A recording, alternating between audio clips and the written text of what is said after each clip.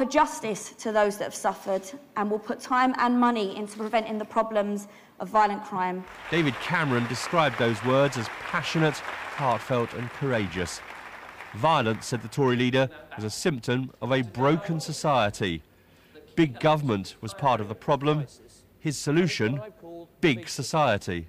A society where we see social responsibility, not state control, as the principal driving force for social progress. A society where we come together and work together to solve our social problems. A society where we remember every day that we are all in this together. Is that for me, is it? Look at that one. Oh, that's very kind of you. Gordon Brown was also focusing on the young today, highlighting Labour's creation of schemes like Sure Start and wider nursery care. But he also went on the attack over Tory and Lib Dem plans to cut child tax credits and the so-called baby bond. And I'm sorry, but the Liberal Party and the Conservative Party both want to take these rights away from millions of children and millions of families in this country. And instead of encouraging savings, what they are going to do is to take it away from families over £16,000 if you're the Conservatives, and take it away altogether if you're the Liberals. Now, that's not, for me, a progressive family policy. But at Labour's press conference earlier, Lord Mandelson was challenged on research from the Institute for Fiscal Studies that says none of the parties are being honest about where the big cuts would come to cut the deficit. Adam, when I last looked, neither the IFS or the Financial Times was standing in this election. They are. It is up. I want to answer. Which of those are you not going to do if you get back into government? Because I think people are getting fed up. If you give us a chance, if you give us a, you don't want to talk about the. We're not talking about the issues when you're not. Adam, you're not standing for election either. I don't think. No, I'm so not. if you'd allow the politicians just to, if you allow the politicians just to give an answer. No, I want you to answer the question. The Lib Dems, like the Conservatives, don't escape criticism from the IFS. Researchers say they've only spelt out around a quarter of the cuts they'd need to make in the coming years. But today, Nick Clegg welcomed the report. The most respected independent body scrutinising the different manifestos of the different parties has said emphatically that overall our sums do make sense. And overall, the Liberal Democrats have the most progressive tax proposals of any political party in Britain today. Nick Clegg is talking about health today, and the parties will be thankful they're back on policy after so much talk of hung parliaments. Though with the polls still so tight, those questions won't go away. Gary O'Donoghue, BBC News, Westminster.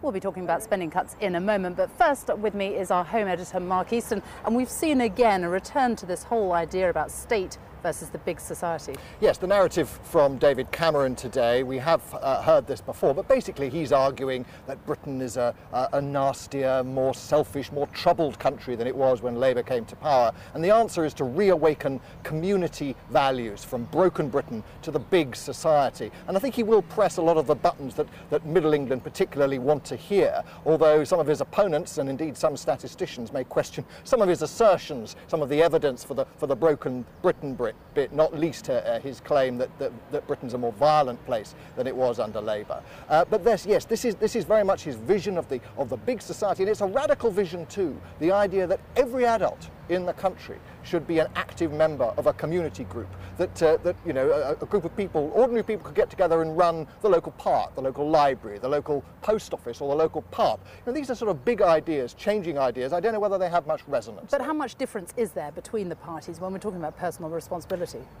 Well, certainly in terms of this idea of the power of this place moving out to local people, that's almost universally held by the big parties here in Westminster. They're all using the localism word in different ways. What David Cameron is doing is going a bit further, I think, and arguing that he wants to see a real transfer of power. More power to the people is the way he puts it. But I think that there are real questions as to whether the people actually want more power. They might well say, well, we've paid our taxes to get somebody else to worry about running the local library or the local park. And I think there are also questions as to whether actually, if you do send power away from here, out there into local communities, what you end up with is what we read about all the time, is a postcode lottery, so that standards vary from place to place. So that's another big concern in seeing that shift away from the big government here in Westminster. Mark Easton, thank you very much.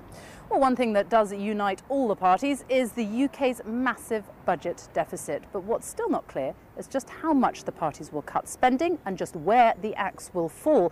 Let's speak to our chief economics correspondent, Hugh Pym, who is in the business unit now. What is the reality? What are the facts behind this? Well, the facts, Sophie, are quite limited on one of the big issues that is facing whoever forms the next government.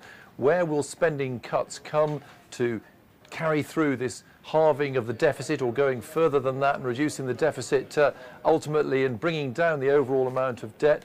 How much are you going to cut? And there are various figures being bandied around, but on the Labour current assumptions set out in the budget, they're going to have to achieve spending cuts in real terms of about £38 billion by 2014. They've got to about 10 billion, and the other parties are more or less the same. So there's a sort of gap of possibly getting on for £30 billion on where the detailed cuts would come. Now, the parties are saying, well, we'll have to wait to a budget in the case of the Conservatives, or a spending review in the case of Labour if they get back in, and more detail from the Liberal Democrats in due course. But that would come after the election. The electorate is not being given any firm details right now. But what a lot of people are wondering is whether tax rises, whether that is realistically the only way out. Well, yes, the Institute for Fiscal Studies, you were hearing about their report a short time ago.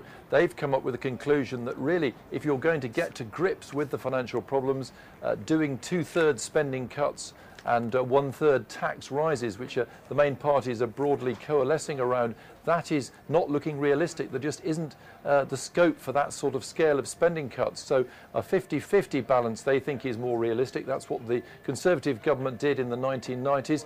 That would mean more tax rises, and that, the IFS says, is looking like the likely outcome, which who knows where they'd come from. There's a lot of talk in the city that whoever wins is going to have to put VAT up. But that's the sort of thing you're not necessarily hearing about on the election campaign trail. Our chief economics correspondent, Hugh Pym, thank you very much. Well, the three main party leaders are out and about all over the